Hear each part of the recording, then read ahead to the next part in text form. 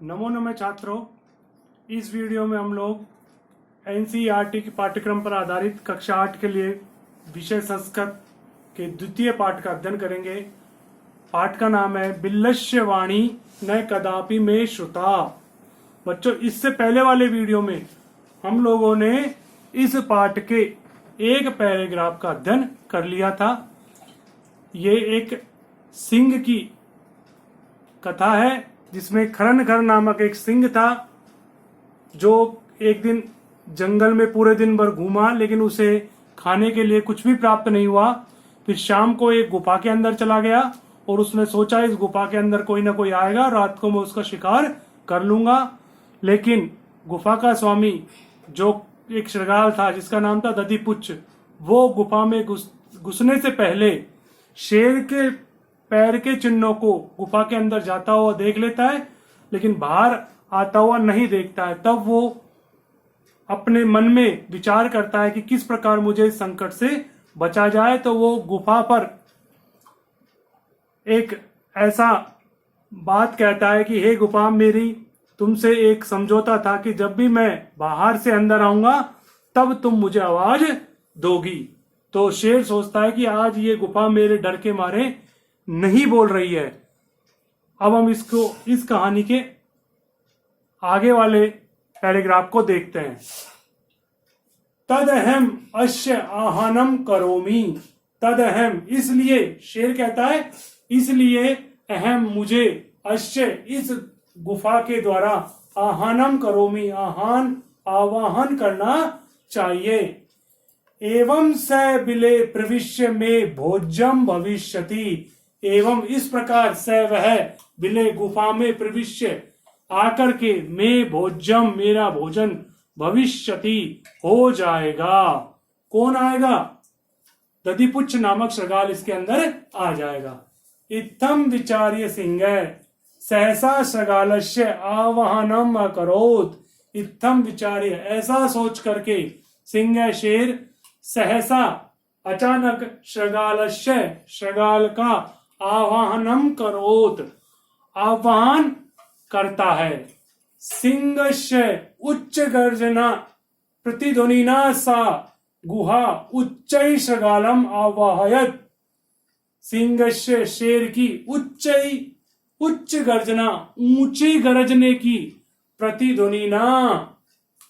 प्रतिध्वनि से सा वह गुफा उच्चई ऊंची आवाज में श्रृगालम श्रृगाल को आवाहयत आवाज देती है। अनेन अन्य अपि पशवः भयभीता अभवन्। अनेन इससे, किससे? उच्च गर्जन प्रतिध्वनिना, ऊंचे गरजने की आवाज से, अन्य अपि दूसरे भी, पशवः पशु पक्षी, भयभीत अभवन हो गए। श्रृगालो अपि ततः दूरम पलायमानः। श्रृगाल भी ततः वहां से दूर पलायमानः चला गया। और इमम अपठत, इस श्लोक को, इस नीचे वाले श्लोक को पढ़ने लगा।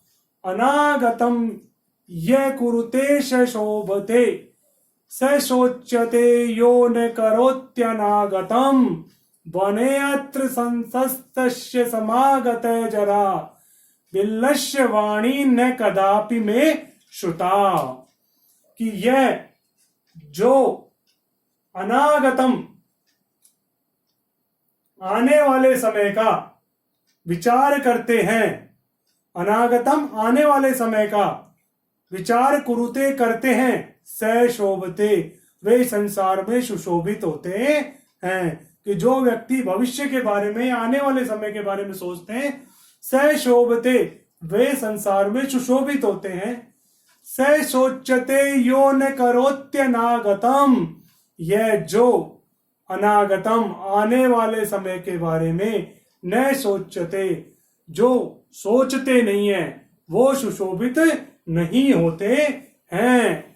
वने अत्र संस्तस्य समागत जरा, कि अत्र इस वने जंगल में संस्तस्य रहते हुए जरा बुढ़ापा समागता मुझे आ गया।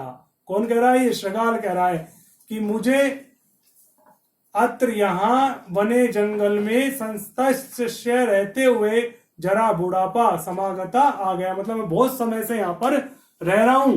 बिल्लस्य वाणी न कदापि में श्रुता, कि बिल्लस्य वाणी, बिल की वाणी या बिल के द्वारा आवाज किया जाना, कदापि कभी भी, में मेरे द्वारा न श्रुता नहीं सुना गया।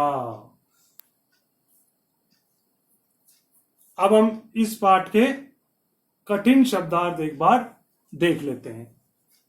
कस्मिंश्चित शब्द का अर्थ होता है किसी। अब चूंकि ये कस्मिंश्चित शब्द किसके साथ आया? जंगल के साथ। कस्मिंश्चित वने, किसी वने जंगल में, शुद्धार्थ है भूख से व्याकुल या भूख से पीड़ित या भूख से दुखी, अंतरे बीच में, निगूढ़ो भूतवा छिप कर, सिंह पद पद्धति शेर के पैरों के चिन्ह, रवै आवाज या शब्द, यावत तावत जब तक तब तक, समय समय शर्त या समझौता, बाह्यतः बाहर से, जरा बुढ़ापा, यदि तरही अगर तो, भयत्रस्त मनसा डरे हुए मन वालों का, भयत्रस्त मनसा डरे हुए मन वालों का, वे पथु कंपन, भोज्यम भोजन योग्य खाने योग्य, सहसा अचानक, अनागतम आए हुए, सोचते विचार होता है, संस्तस्य रहते हुए, कुरुते करता है। अब बच्चों हम इसके योग्यता विस्तार वाले खंड को देखते हैं। ग्रंथ का परिचय। किस ग्रंथ का परिचय? जिस ग्रंथ में से इस कथा को लिया गया है। विष्णु शर्मा ने राजा अमर शक्ति के मूर्ख पुत्रों को कुशल राजनीतिज्ञ बनाने के उद्देश्य से कथाओं के संकलन के रूप में पंचतंत्र की रचना की थी।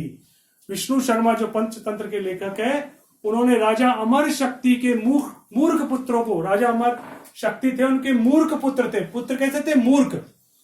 उन मूर्ख पुत्रों को कुशल राजनीतिज्ञ क्यों आवश्यकता थी? क्योंकि वो राजा के पुत्र थे, राजकुमार थे, भविष्य में उन्हें राजा बनना था, इसलिए राजनीति आना जरूरी है। उनको कुशल राजनीतिज्ञ बनाने के उद्देश्य से कथाओं के संकलन के रूप में पंचतंत्र की रचना की थी। इसमें मित्रभेद, मित्र प्राप्ति, काकोलुकीय, लब्ध प्राणशय तथा अपरीक्षित कारक है। इन 5 खंडों में, इस पंचतंत्र नामक पुस्तक में 5 खंड है। मित्रभेद, मित्र प्राप्ति, काकोलुकीय, लब्ध प्राणशय और अपरीक्षित कारक। इन 5 खंडों में कुल 70 कथाएं हैं। कितनी कथाएं? 70 कथाएं तथा 900 श्लोक हैं। श्लोकों में प्राय तर्कपूर्ण नीति श्लोक प्रयुक्त है। ये 900 श्लोकों में अधिकतर श्लोक तर्कपूर्ण नीति, तर्कपूर्ण से बच्चों यहां पर तात्पर्य है कि जिनको सिद्ध किया गया हो, ऐसी नीति से युक्त श्लोक का प्रयोग किया गया है। केवल कपोल कल्पित नहीं है या केवल बातें नहीं है, उनको समाज में सिद्ध किया गया है। पंचतंत्र का अनुवाद 4th शताब्दी के आसपास ईरान की पहलवी भाषा में हुआ था। इसी के आधार पर विदेशी भाषाओं में इसके अनेक अनुवाद हुए हैं। काकोलुकियम पंचतंत्र का 3य तंत्र है। जो हमारे जिस पाठ का हम यहां अध्ययन कर रहे हैं, वो पाठ काकोलुकीय नामक तंत्र से लिया गया है और वो तंत्र पंचतंत्र का 3य तंत्र है। इसका नाम काक और उलुक की मुख्य कथा के कारण पड़ा है। इस खंड का नाम काकोलुकियम किस कारण से पड़ा है? कि इसमें काक, कौवा और उल्लू की मुख्य कथा है उसके कारण इस खंड का नाम काकोलुकियम पड़ा है। अब इससे अगले वाले वीडियो में हम लोग इसके प्रश्नोत्तर देखेंगे।